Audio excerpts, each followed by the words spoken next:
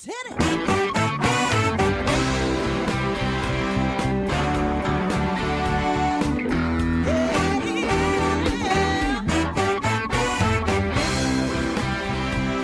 Hi, everyone, and welcome to Alzheimer Speaks Radio. I'm your host, Lori La Bey, and I'm so excited that you're joining us today. We are going to have a fascinating conversation as usual as we learn from people all around the world at all ages and stages of life. Stay tuned as we shift our dementia care from crisis to comfort. All right, here we go. What you think about, you will bring about. Commit to change. We will win. And I'm proud today to introduce you to Bob Savage. Bob is living with dementia, and he has done miraculous things during his time period. And today he's going to tell his story. I've had the honor of knowing Bob through Alzheimer Speaks Radio and also Dementia Chats, which are video interviews where I facilitate a panel of people with dementia, and they give us great insights. And I know you're going to enjoy as you hear Bob's story. Hi, my name is Bob Savage. I received my first diagnosis of having Alzheimer's in March 15th, 2015. I will share two parts of my story. First, I will tell you the negative aspect that started immediately following my diagnosis. Second, I will share how it's possible with appropriate support and training to turn this very negative experience to that of a positive one. It started 6 years ago when my wife noticed that I was starting to forget things more than usual. With some effort, she finally convinced me that we should make an appointment with a gerontologist to determine what was going on. We went to a number of appointments. They would test me, then send us home saying to come back in 6 months. Then, following a much later visit, we returned home and I found my wife crying. I asked her why she was crying, and she replied, "Didn't you hear the doctor say that you have Alzheimer's?" I immediately went into denial.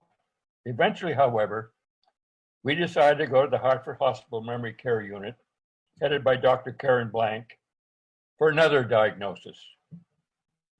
She, after missing a 3-hour test, told me that my diagnosis was vascular deterioration along with early stages of Alzheimer's. I was now forced to accept the fact that I was now living with that diagnosis and had to learn how to deal with the consequences. We started the very difficult process of seeing a lawyer, putting our assets in order, revising my will, stipulating my end-of-life request, and turning my portion of all my assets over to her. Although I trusted her, I walked out of that lawyer's office owning nothing and feeling the loss of what I worked so hard for my whole life. I found it difficult to accept this, yet knowing that I eventually would not have enough cognitive ability to express my wishes in the future. I want to let you know what it was like those days. My life changed immediately, which is definitely something I did not want to brag about. Many people, after receiving a diagnosis, do not want to let others know about their diagnosis and try to keep it quiet, because no one goes around saying, "Guess what, folks? I've been diagnosed with Alzheimer's. Yahoo!" This meant I had to accept the fact that I had a disease of the brain that will steadily eat away at my cognitive abilities. Yet, I must continue to remind myself that I still have many of my cognitive abilities and must do everything in my power to keep them for as long as possible. I now make every effort to live this concept one day at a time. Sure, living with cognitive changes present me with many challenges, but that does not mean that my life is terrible. I still know that I have much to offer, and it's important to me that you appreciate that when we interact with each other. Yes, The early days were difficult times that would not go away. They were confusing and painful. Alzheimer's, FTD, or whatever diagnosis you have turns your life upside down. One day you're feeling you're at the top of your game, and then it's gone. You want answers, but at the same time, you really don't want to know what they will be. One day, while in a grocery store, everything went dark. And finally, some light appeared, and I was able to leave the store and drive home. I was awake all night, knowing that if I told anyone about this, I would have to give up my license to drive. Finally, I asked myself, suppose this had happened while I was driving at 80 miles an hour on a major highway. I could have killed many others and myself as well. The next morning, with much hesitation, I told my wife how I felt and I decided to give up my car license. Having to give up my license for me was even worse than receiving my diagnosis. So I gave my car to one of my daughters who loved the car as much as I did. She drove me to the motor vehicles department.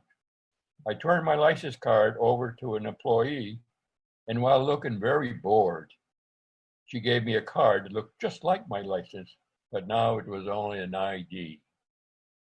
That moment I will never forget. Now I was homebound, completely dependent on my wife or friends for anything that I needed to do outside of my home. No Uber available at that time. No longer was I able to sneak out and get that good beer. Yes, those were very scary times for both my wife and I. So, my dear Mr. Alzheimer's, I denied you that you existed for a long time, the big A. After a while, I could no longer deny you. I definitely did not want to meet you as I went into the darkness, feeling all alone. The dark cloud is still here today. I still have difficult nightmares, knowing that they will return like a loud sound of a train rushing along its tracks. The words and memories come slower, not at all. This disease has a way of silencing us as the tangles and plaques continue to eat away at different parts of our brain at a steady and uncertain pace. I learned that I was not the only one who was changing. Dementia has a way of changing the people around us as well. We have family members, friends, familiar healthcare professionals who now treat us very differently. I've heard stories from others facing the same experience that really warm our hearts and others that make you cry. This experience has proven to me the importance of having compassion for those of us who are living with dementia. For then I decided to do everything in my power to work towards reducing the heavy stigma that society places on us that has been this way worldwide since the early 1800s. First 6 months were very difficult, and I spiraled down into a deep, dark depression, seriously thinking of committing suicide, as I did not want to spend the last years of my life living in one of those nursing homes. I ordered and received a book of information how I could order a drug from Mexico to use and how to commit suicide. I started looking into the legal issues on suicide in Connecticut and learned that if my wife were to help me in any way, she would be convicted as a murderer. So that was not an alternative.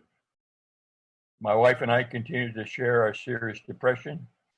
It was not the usual depression as described in medical terms. It was the fear of what we would be giving up and who I will eventually become. My fear and my wife's fear, I would lose my ability to care for myself and I would eventually end up in that nursing home. At that time, I was 85, recently retired, in excellent health.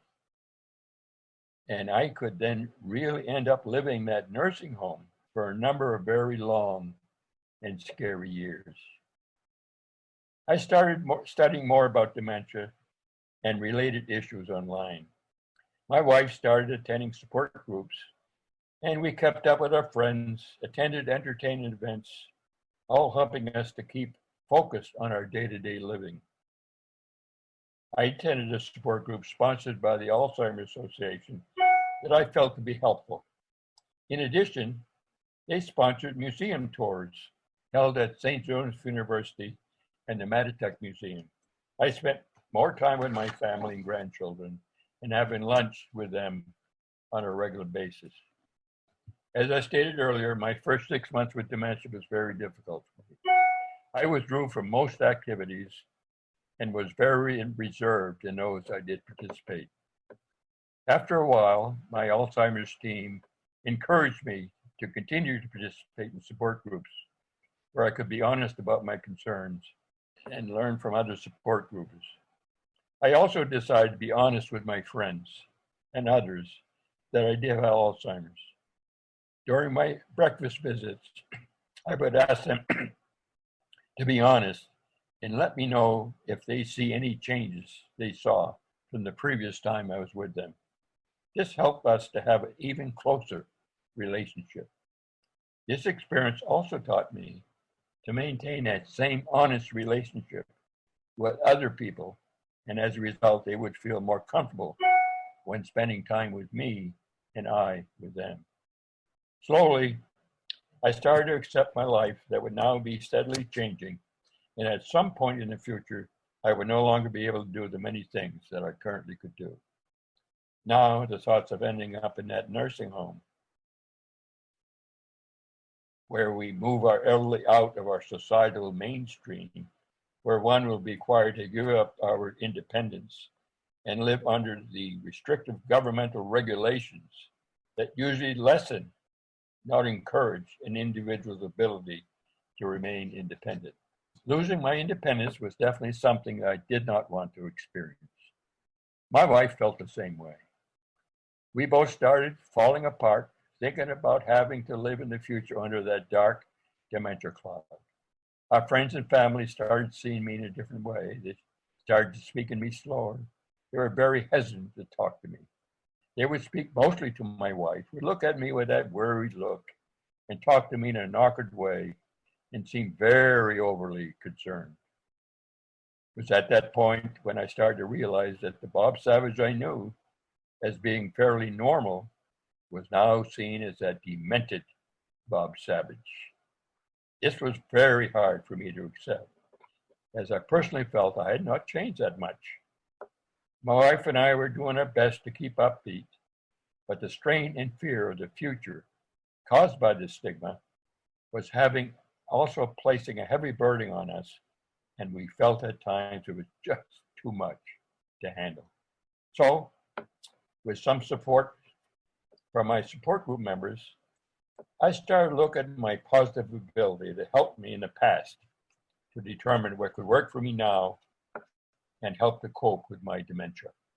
I generally learned the importance of being involved with persons living with dementia, where we could share ideas of how to cope and to meet our mutual challenges. I've discovered that we are our own best teachers by sharing our stories and finding these new ways to cope. We work together, finding our power of creativity, power of living in the present moment, our strength in our spirituality, all this to develop our strong new sense of purpose. My dark clouds will always be there.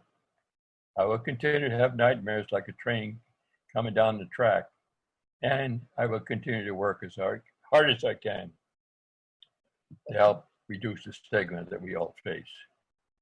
I started participating in museum tours sponsored by the Connecticut Alzheimer Association, located at the St. Joseph Art Gallery in West Hartford, Connecticut, and the Matitech Museum located in Waterbury, Connecticut. They offered tours of the latest art that was led and commented upon by knowledgeable and engaging museum curators. Most of what was presented was abstract painting from artists from all over the world. I started writing poems at each visit, describing my impression of the art to help me remember and appreciate that experience. I would read my poem at the next visit of our group members and was eventually named by the group the poet laureate of the I Don't Remember Club. I wrote 6 poems reflecting my impressions during 6 different visits. My first poem was about my reaction to one of Don Gummer's wall sculpture that was about 3 by 5 feet in dimension. This is it, it's right there. The interior contained approximately 100 or so dark colored sticks, a foot long, 1 to 3 inches in width, and were placed in many directions. I jokingly stood underneath this sculpture, and pointing up to the sculptor, I mentioned to our group, hey, this could be my brain as a mesh, and suppose if any one of my thoughts could try to get in, and if so, would I ever be able to recover it? That got a few laughs. So I wrote a poem. We are born with a miraculous brain, which scripts on its own with steady gain. We take it for granted as we grow, like it operates consistently like ducks in a row. One day it's slowed by tangles and plaques, which eventually cause my memory to wrangle. Don Gummer's sculpture called Pentagon 3 depicts for me what my brain will eventually be. During the next visits, we were shown a collection of abstract art. I would immediately look for another mesh to feed my depression. And then, if nothing showed up, I would join the group viewing the art and sharing our comments. And I would return to the museum the next day to study the art that piqued my interest. One painting was on an 8.5 by 11 white page of paper with just red and black words in no particular order, named the photocopy. Seeing this mix of the red and black words, started me thinking of the power of colors to use to express emotions in my abstract art.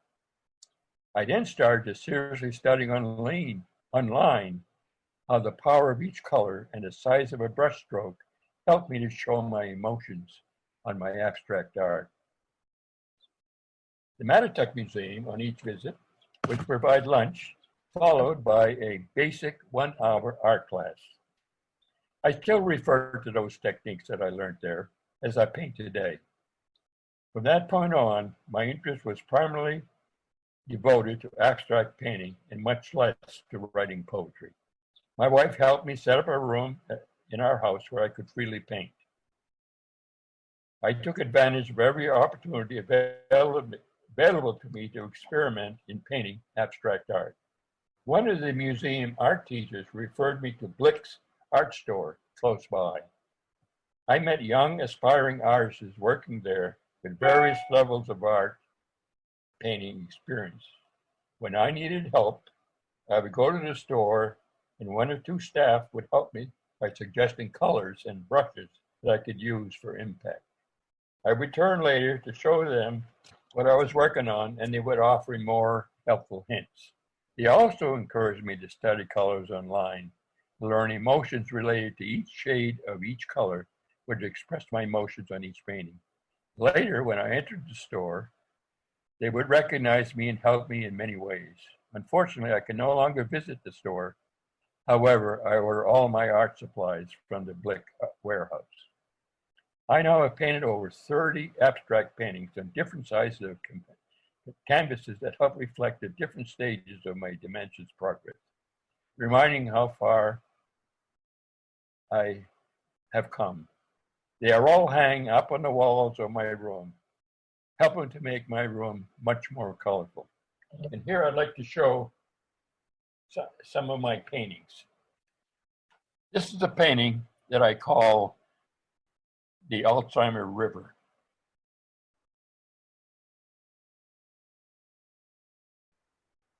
You can see that up in the upper left-hand corner is a lake that has fairly light water and it had muddy water, and the water coming from the lake and the stream went down into the valley and into the river, making it more muddy. Then later on down the stream, you see another stream coming in with fresh mountain water, freshening the water in the river. And this goes on down through the valley and finally At the very end, you see the lake again, all light, and showing that the clear water overpowered the muddy water. This is an example for me on how, if we continue to work and make these rebuild new cells, that our brain will stay clearer much longer. The other one of my favorite paintings is this one. And it's called Resilience. You can see on the left there is the story of my life going through during the early stages of Alzheimer's, and then going down into our depression. And that down there was very scary, very scary. But eventually, I started to spend more time with my family and grandchildren and painting. And as I did more and more, you can see how the colors started to lighten up and kept moving and moving towards the next painting that I have. This painting is called The Storm. I was inspired by a poem written by Louisa May Alcott, saying, I'm not afraid of storms, because I'm learning how to sail my ship. And you can see there that I had a lot of fun making lightning bolts. And you see a little further what happened to my ship. Oh, there's my ship right there. And underneath it, is Dr. Louisa May Alcott's quote, I'm not afraid of my storm because I'm learning on it. And that really says where I was at that point. And so that was the first three of my paintings, and they're still my favorite. During this period of time, my relationship with my wife was seriously being challenged. We decided I should go live with my brother in Massachusetts for a while and see if things could cool down. I brought all of my painting supplies, made the necessary adjustments to my room so I could continue to paint. One night, I had that inspirational dream of a river, and I just showed you that picture, that painting that I made as a result of that dream. The water in the lake was rough with dark brown caps, showing the lake was muddied with dirt and debris. Streams entering the river, carrying the same dark and muddied water from the lake. The second stream was carrying fresh, clean water from the mountains above, and thereby lightening the color of the water in the river. Eventually, further down the valley, there were only streams flowing with fresh, clear water. One can see the lake located lower in the valley, receiving all the clean water, and is now bright blue, clean, and showing waves with white caps. The message I learned from that painting, I named the Alzheimer River, was that my brain could be represented by the muddy lake. And if I were just to give up and sit around all day doing nothing constructive, my tangles and plaques would have a heyday, eating away the white cells located in different parts of my brain. So now I take every opportunity to keep taking risks, experimenting with new projects. And I wrote a poem with the Alzheimer, attached to the Alzheimer River painting. We now have our tangles and plaques, been growing for years and years. Now fighting those tangles and plaques by enjoying my life as never before. I love my family, friends, poetry, music, art, creativity, nature, and much more. All this to keep ahead of those damn plaques and tangles. Our new white cells will outwit those P's and T's. They will.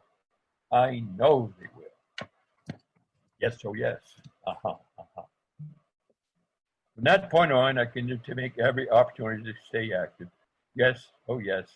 I'll keep creating those new white cells and keep ahead of those damn tangles and plaques and allow my brain to continue to provide the information I need to function on a daily basis as long as possible.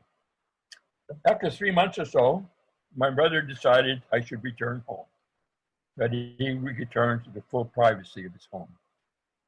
When I asked him why, he suddenly lost his temper, saying rather loudly that it was his home and that he could do anything he wanted and wanted me out of the house immediately, and he left the house.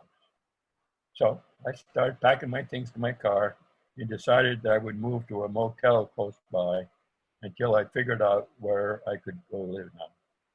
When he returned, I was still packing. He apologized and said there was no longer a hurry for me to leave. He did stress leave.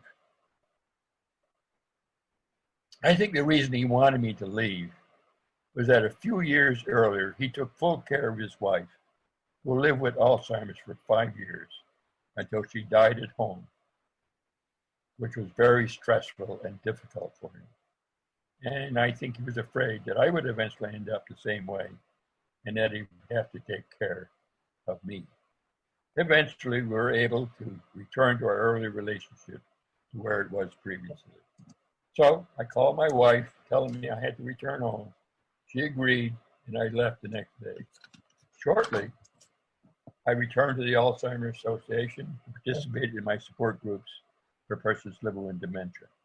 I found it a relief to be able to associate once again with other people living well with dementia, where we had the opportunity to share our challenges as well as our positive experience.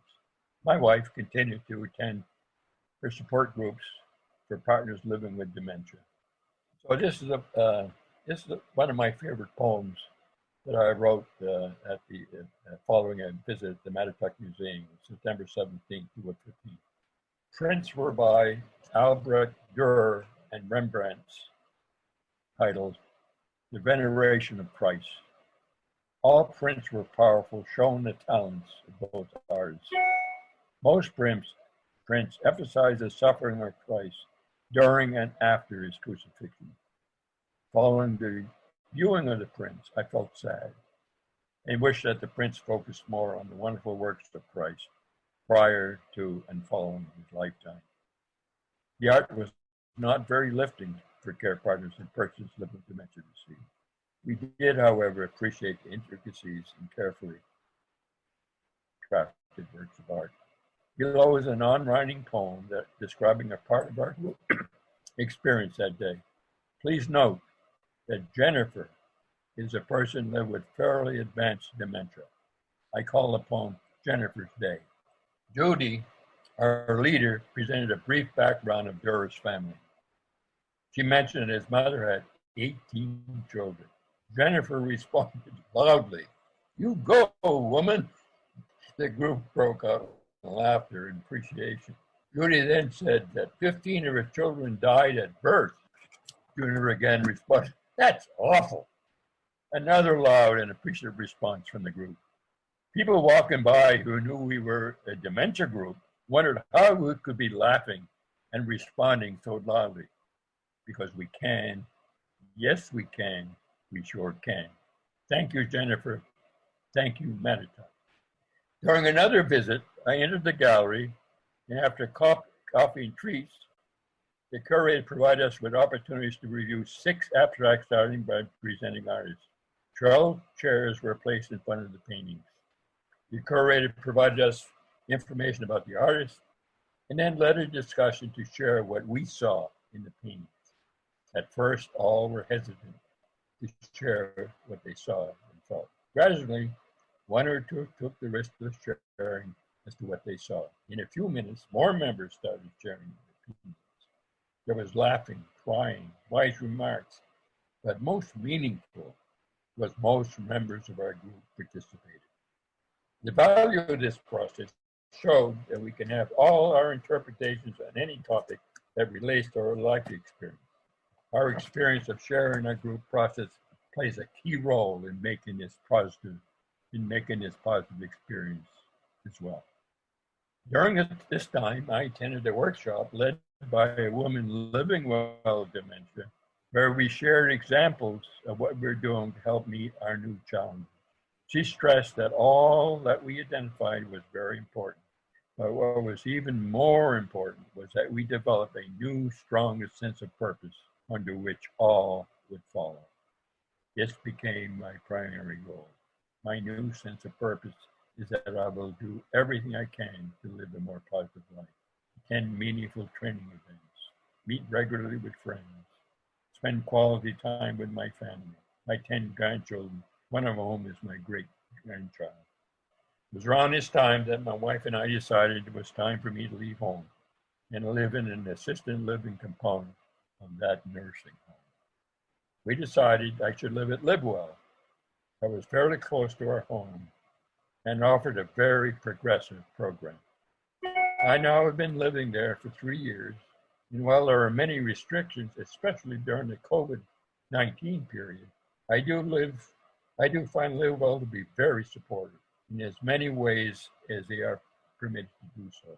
For instance, with support from 2 staff members, we developed the different components of what eventually would become the Dementia Peer Coalition, DPC. The Dementia Peer Coalition is a group of resilient people in Connecticut who are living with the changes attributed to various forms of dementia. The DPC is the independent voice of people living with dementia, run by and for people living well with dementia. Prior to COVID-19, the DPC had 7 support groups run by persons living well with dementia. The groups were structured to make certain that each person had an opportunity to speak. At the time, there were 30 members interested in participating in our support groups, with an average of 25 participating on a monthly basis. Since COVID, we've had to cancel all face-to-face support groups. We then created one COVID support group made up of persons living well with dementia along with their partners. We hold them twice a month with an average of 25 persons participating each time. In addition, we experiment how to redesign our support groups to be held via Zoom meetings. DPC also creates opportunities for peers living with dementia to support and empower one another in 4 areas: peer support, advocacy, community education, research, and volunteerism. My partners of the DPC, as a result of our empowerment in our peer-to-peer support groups, have been involved in advocacy efforts before our federal and state legislators, awareness rising events like To Whom I May Concern, co-leading Dementia Friend Sessions, and co-presenting at national conferences like Leading Age and Alzheimer's Disease International. However, we also like to simply hang out as a group and enjoy each other's company. Since COVID-19, however, all our DPC families are held via Zoom, FaceTime, and WhatsApp. We are steadily learning how to be comfortable meeting this way, but we can hardly wait until we return to our past face-to-face meetings. Today, our Dementia Peer Coalition, DPC, is recognized by the state of Connecticut to be fully operational corporation. We will soon be submitting our 501(c) application to the IRS, and then we will be able to accept donations that are tax-free. We'll also be able to work under Livewell's 501(c)(3) during the time that we are waiting for approval from the IRS. I'm privileged to be the president of the board of directors, as well as the executive director. I thank you for this opportunity to share my story. Hey everybody, Jared Sebesti here, host of Retire Repurposed. This podcast is dedicated to help people transition into fulfilling and purposeful retirements. Retirement is a big life change. In fact, the 2 most dangerous years of a person's life are the year they were born and the year they retire. Few people can just flip the switch from working a career 30 or 40 plus years, retiring on Friday, without methodical steps to living what we call a repurposed retirement. To listen now, search Retire Repurposed on your favorite podcast platform, Senior Resource, or Life Audio.